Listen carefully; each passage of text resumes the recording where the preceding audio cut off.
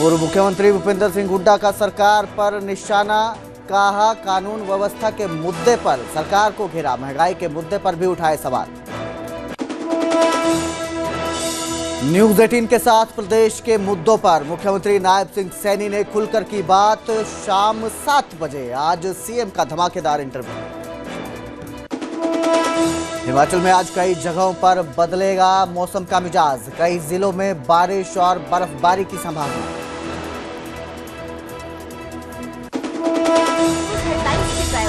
NAC A++, Guru Kashi University, empowering youth, empowering India.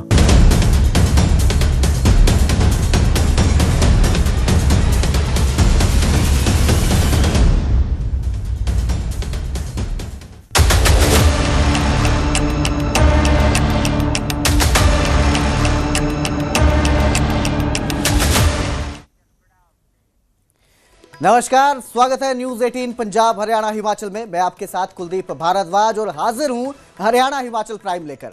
Bulletin की शुरुआत करेंगे दिल्ली अग्निकांड से, जहां गुरुग्राम से एक दुखद खबर आई है। दरअसल दिल्ली अग्निकांड में गुरुग्राम के एक परिवार की जलकर मौत हो जाती है। गुरुग्राम के रहने वाले 8 लोगों की जान चली जाती है। अग्निकांड में मौत जो है ये हुई है, उसमें सीए विवेक अग्रवाल और उनका परिवार है जो जिंदा जल गया। विवेक अग्रवाल के 3 रिश्तेदारों की भी इस शर्मा हमारे साथ लाइव जुड़े हैं। दर्दनाक खबर एक सामने आती है धर्मवीर, एक पूरा परिवार हादसे का शिकार हो जाता है और सबकी जलकर मौत हो जाती है। ना सिर्फ परिवार बल्कि रिश्तेदार वो भी इस हादसे का शिकार होते हैं। क्या हालात हैं इस वक्त के, कब शव पहुंच रहे हैं और परिवार का क्या कहना है, परिजनों का क्या कहना है जो बाकी हैं? बिल्कुल, देखिए गुरुग्राम के सवाल और उठता है कि जिस तरह से पूरा परिवार वो वहाँ पहुंचा था, उनके पिता बैक्स अस्पताल में भर्ती है, लेकिन जो व्यवस्था थी उसको लेकर भी कई खुलासे सामने आ रहे हैं। जो होटल की व्यवस्था थी, 6 कमरों की इजाजत थी, लेकिन 25 थे। हालांकि आरोपी जो है गिरफ्तार कर लिया गया है। इसको लेकर कोई अपडेट सामने आया कि अब ग्राउंड लेवल पर क्या किया जा रहा है?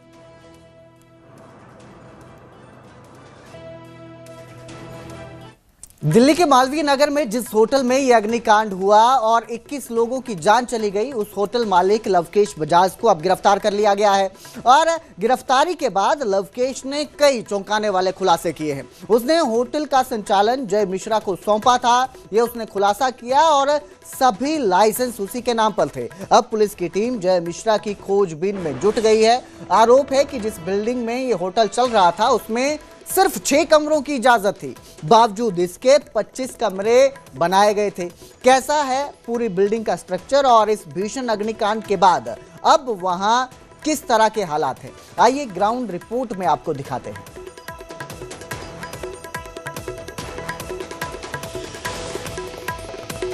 हमारी मौजूदगी है जहां आग का इतना भीषण हादसा हुआ है, पर हौजरानी की तस्वीर क्या है वो मैं आपको दिखाती हूँ। इस तरफ हादसा हुआ है जहां पर आपको ये भीड़ नज़र आ रही है और यहाँ से जैसे ही आप सड़क से कट लेंगे तो आपको और उसी तरीके के होटल्स नज़र आएंगे। ये होटल आप देख रहे हैं, ये आप इसकी मंजिलें गिनिए, 1 2 3 4 5 6 मंजिला ये इमारत है। ये पूरा रेजिडेंशियल इलाका है। तो दिल्ली में 6 मंजिला इमारत रेजिडेंशियल इलाके में अलाउड ही नहीं है।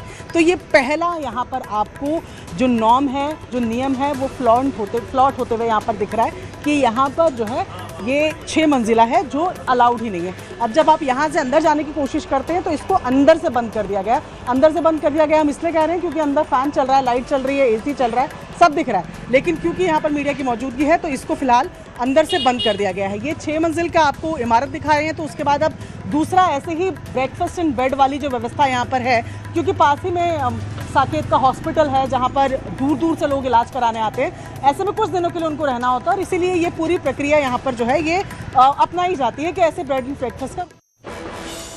तो दिल्ली में हुए अग्निकांड के बाद अब सवाल लोगों की सुरक्षा और होटल की मनमानी पर भी उठ रहे हैं। ऐसे में न्यूज 18 की टीम लगातार ग्राउंड जीरो पर पहुंचकर होटल के अंदर की व्यवस्था और फायर एनओसी की जांच कर रही है। इसी बीच पानीपत में भी हमारी टीम पहुंची और देखिए वहां क्या कुछ मिला।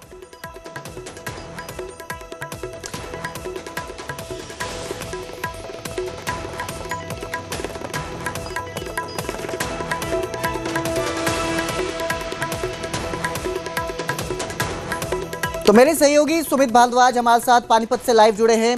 किस तरह से अब जो है आप देखें दिखाएंगे, क्योंकि बहुत सारी व्यवस्थाओं को लेकर अब सवाल उठ रहे हैं। एक तो जिस तरह से नियम कानूनों को अनदेखा किया जा रहा है सुमित, और उसके बाद क्या व्यवस्था है वो आप बताइएगा क्या रहेगा, क्योंकि जिस तरह से हादसा हुआ है बेहद गंभीर ये हादसा है। और किस तरह के हालात है पानीपत में?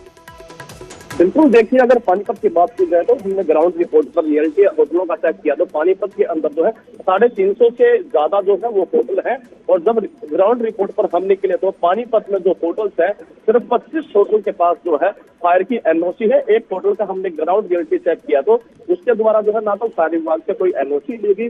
जब वहां पर फायर सिलेंडर जो लगाए हुए थे, अगर फायर सिलेंडर को चेक किया गया तो 2019 में जो है उन फायर सिलेंडर को रिफिल करवाया गया था। 2019 के बाद जो है किसी भी फायर सिलेंडर को रिफिल नहीं करवाया गया और ना ही एनओसी ली गई। पानीपत जिले के अंदर 350 से ज्यादा जो है वो होटल आते हैं। और फायर विभाग से जब इस बारे में बातचीत की गई तो फायर विभाग ने बताया कि उनके पास जो है 25 ऐसे होटल हैं जिनको उन्होंने एनओसी दे रखी है। उसके अलावा जो है किसी भी होटल ने कोई एनओसी नहीं दी। अगर जब कार्रवाई की बात जो हमारे द्वारा की गई तो कार्रवाई की बात पर मीडिया के द्वारा मामला जो है अधिकारियों को संज्ञान में लाने के बाद जो है पहला नोटिस जो है, मेरे पीछे जो आप होटल देख रहे हो, इस होटल को पहला नोटिस जो है अब फायर विभाग के अधिकारियों द्वारा भेजा गया है। अब देखने वाली बात यह होगी कि अधिकारी कब जो है अपनी नींद से जागते हैं और कब इन होटलों पर कार्रवाई करते हैं।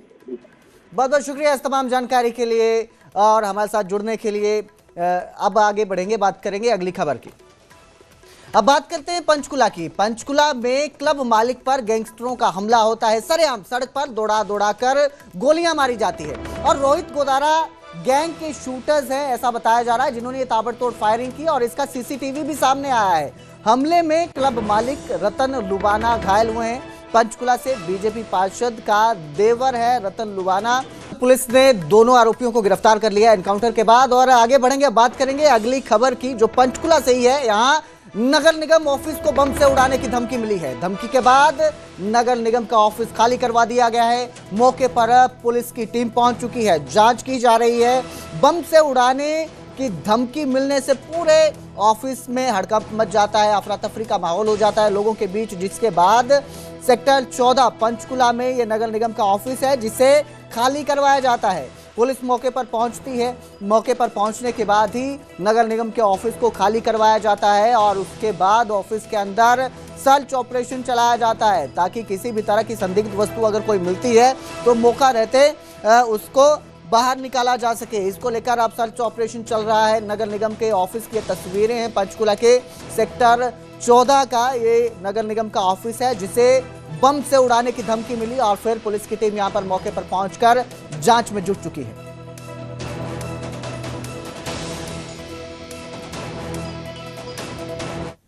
और अब जिक्र करेंगे करनाल का। करनाल में एंटी नारकोटिक सेल की बड़ी कार्रवाई देखने को मिली। करनाल जेल के हेड जेल वार्डर को गिरफ्तार किया गया। जेल में नशे की सप्लाई करने के जेल वार्डन पर इल्जाम है। मामले में 7 आरोपियों की पहले ही गिरफ्तारी हो चुकी है और अब जेल वार्डन को ही गिरफ्तार कर लिया गया है। आरोप है कि वो जेल के अंदर नशा सप्लाई करता था, पहुंचा रहा था। एंटी नारकोटिक सेल की ये कार्रवाई है देखने को मिली है। लगातार नशे के विरुद्ध ये कार्रवाई नजर आती है और जिसके तहत ही करनाल के एंटी नारकोटिक सेल ने ये एक्शन लिया, कार्रवाई की। अब फिलहाल एनडीपीसी एक्ट के तहत 8वें आरोपी को गिरफ्तार किया गया है। 7 पहले ही गिरफ्तार हो चुके हैं और ये जो आरोपी है ये जेल का वार्डर है जिस पर जिम्मेदारी होती है और वही नशे की सप्लाई कर रहा था, इस तरह के इल्जाम उस पर।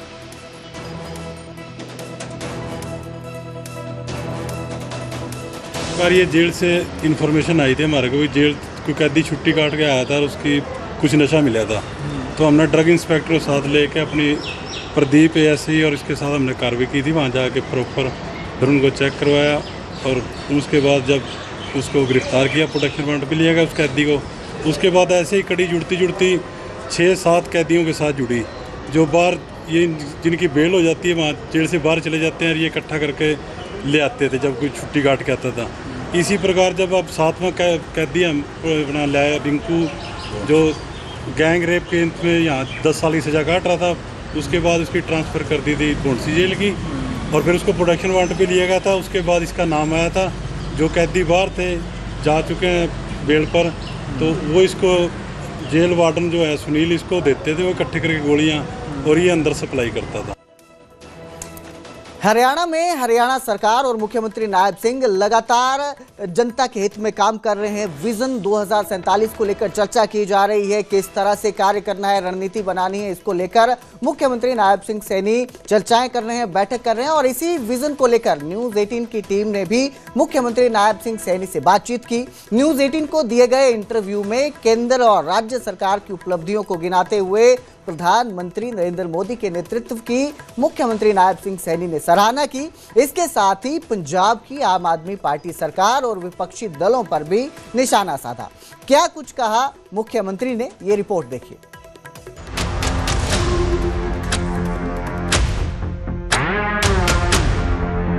हरियाणा के मुख्यमंत्री नायब सिंह सैनी ने केंद्र और राज्य सरकार की नीतियों, विकास कार्यों और जन कल्याण योजनाओं को लेकर अपनी बात रखी। इस दौरान उन्होंने प्रधानमंत्री नरेंद्र मोदी के नेतृत्व में हुए बदलावों का जिक्र किया और कहा कि पिछले कुछ सालों में विकास और सुशासन को नई दिशा मिली है। बीते सालों में इंफ्रास्ट्रक्चर से लेकर प्रशासनिक व्यवस्था तक कई बड़े बदलाव देखने को मिले हैं।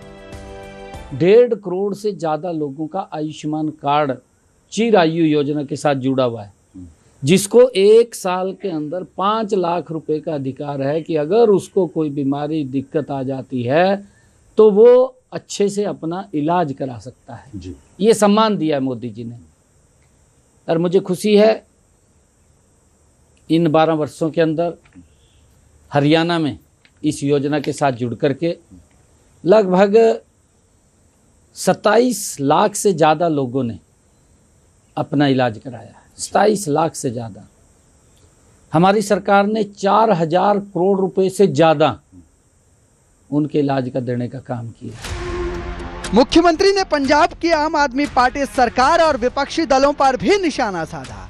उन्होंने कहा कि विपक्ष लोगों को भ्रमित करने के लिए दुष्प्रचार का सहारा ले रहा है। लोकी साडे भोले ने, लोकी गल्लां विच आ जांदे ने। पंजाब दे लोकां ने ਇਹ ਸੋਚਿਆ ਕਿ ਕਾਂਗਰਸ ਨੇ ਜਿਹੜੀਆਂ ਵਾਅਦੇ ਕੀਤੇ ਸੀ ਉਹ ਵਾਅਦੇ ਤੋਂ ਪੂਰੇ ਨਹੀਂ ਕੀਤੇ। ਕਾਂਗਰਸ ਨੇ ਭ੍ਰਸ਼ਟਾਚਾਰ ਨੂੰ ਪੜਾਉਣ ਦਾ ਕੰਮ ਕੀਤਾ। ਕਾਂਗਰਸ ਨੇ ਪੰਜਾਬ ਦੇ ਵਿੱਚ ਬੇਰੋਜ਼ਗਾਰੀ ਫੈਲਾਉਣ ਦਾ ਕੰਮ ਕੀਤਾ। ਕਾਂਗਰਸ ਨੇ ਪੰਜਾਬ ਦੇ ਵਿੱਚ ਨਸ਼ੇ ਨੂੰ ਪੜਾਉਣ ਦਾ ਕੰਮ ਕੀਤਾ। ਇਹਨਾਂ ਨੇ ਆ ਕਰਕੇ ਕੇਜਰੀਵਾਲ ਨੇ ਕਿ ਅਸੀਂ ਦਿੱਲੀ ਨੂੰ ਪੈਰਿਸ ਬਣਾ ਦਿੱਤਾ, ਇਹ ਗੱਲਾਂ ਕੀਤੀਆਂ ਇੱਥੇ। अरे इत्थे आकर के बड़ी बड़ी मंचा ते गल्लां बोलियां, वायदे किते, परंतु अज 5 साल हो गए हैं, अभी तो लोकां दे हथ कुछ नहीं लग्या।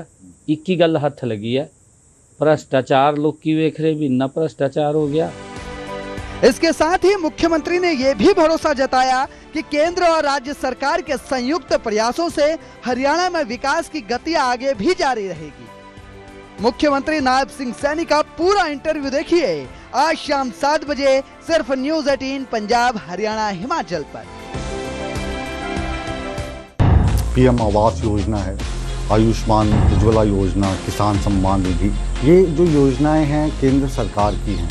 हरियाणा में इसको आप कितना लागू कर पाए? 27 लाख से ज़्यादा लोगों ने अपना इलाज कराया। हमने ये तय किया है कि प्रधानमंत्री जी की जो योजना है उसको 100 गज का प्लाट देकर के उस पर मकान बना करके चाबियां देने का काम ये हमारी सरकार करेगी। आप अभी 22 फसलों पे एमएसपी दे रहे हैं? 24 पे सारी फसलों पे दे रहे हैं। कोई कहते कि 24 तो होती नहीं, फिर भी आप दे रहे हैं। ये जितनी फसलें होती हैं, जितनी का एमएसपी बन करके आ रहा है केंद्र से, इन्होंने तो कभी ये लिस्ट नहीं पढ़ी है मुकेश जी। 5 मुख्यमंत्रियों की कमेटी बनी थी, पढ़ा नहीं है, डस्टबिन में गिर दिया। युवाओं को जो सबसे ज़्यादा चीज़ चाहिए वो रोजगार की है, तो रोजगार के अवसर उत्पन्न हो। लगभग 13,500 के इंटरव्यू चल रहे हैं। युवाओं के माँ बाप के अंदर वो विश्वास जगा है कि भाई नौकरी तो किसी की सिफारिश से नहीं मिल रही, परंतु क्योंकि विपक्ष के पास मुद्दा नहीं है, विपक्ष धूल में लठ मारता घूम रहा। जब आप हरियाणवी में बोलो ना फिर और स्वाद सा जाए। तो पंजाब में इस वक्त क्या हालात हैं? आने वाले जो चुनाव हैं इसमें हरियाणा के रास्ते पंजाब में घुसने की तैयारी कर रही है भाजपा। ਕਾਂਗਰਸ ਨੇ ਜਿਹੜੀਆਂ ਵਾਅਦੇ ਕੀਤੇ ਸੀ ਉਹ ਵਾਅਦੇ ਤੋਂ ਪੂਰੇ ਨਹੀਂ ਕੀਤੇ। ਇਹਨਾਂ ਨੇ ਆ ਕਰਕੇ ਕੇਜਰੀਵਾਲ ਨੇ ਕਿ ਅਸੀਂ ਦਿੱਲੀ ਨੂੰ ਪੈਰਿਸ ਬਣਾ ਦਿੱਤਾ, ਇਹ ਗੱਲਾਂ ਕੀਤੀਆਂ ਇੱਥੇ। ਇਹਨਾਂ ਨੇ ਗੱਲ ਕੀਤੀ ਸੀ ਪੰਜਾਬ ਦੇ ਵਿੱਚ ਕਿ ਅਸੀਂ ਮਹਿਲਾਵਾਂ ਨੂੰ 1000 ਰੁਪਏ ਦੇਣ ਦਾ ਕੰਮ ਕਰਾਂਗੇ। पंजाबी आप बहुत अच्छी बोलने लगे हो।